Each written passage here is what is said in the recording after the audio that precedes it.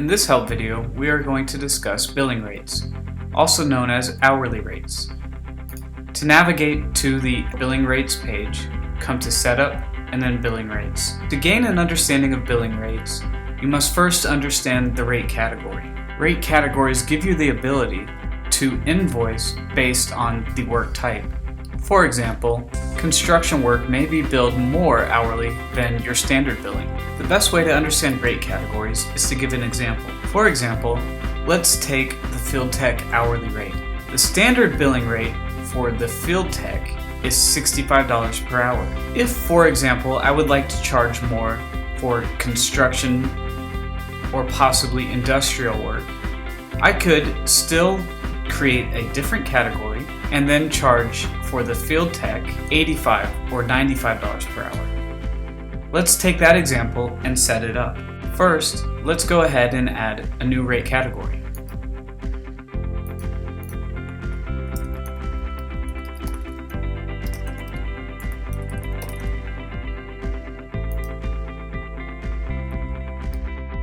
Next, let's add a rate code.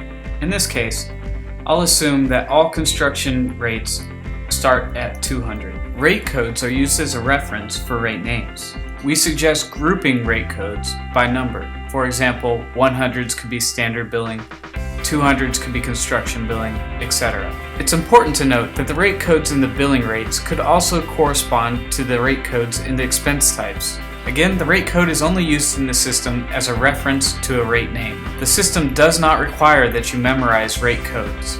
When using the system, you will see rate names when filling out time cards and invoicing. Let's now create a rate name. Again, we want to use field tech. In this case, let's change the hourly rate to $85 per hour. And a rate name description, field tech, shows on invoice.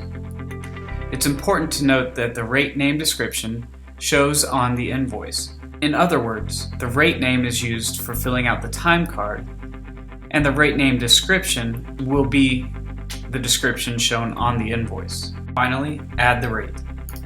As you can see, we now have a new billing rate under the construction billing rate category. If I select the standard billing, you'll notice that the billing rates associated with the standard billing rate category will now appear on the right side. We'd like to point out that creating multiple rate categories or multiple rate groups is not always necessary for companies. We do believe it is a useful feature. However, some companies choose to just bill standard rates. We suggest starting with one rate category, your standard billing, and growing from there.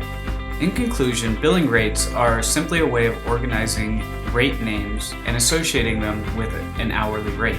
In the system, the hourly rate is not exposed to the average user. When filling out time cards, the rate name is exposed while the hourly rate is hidden.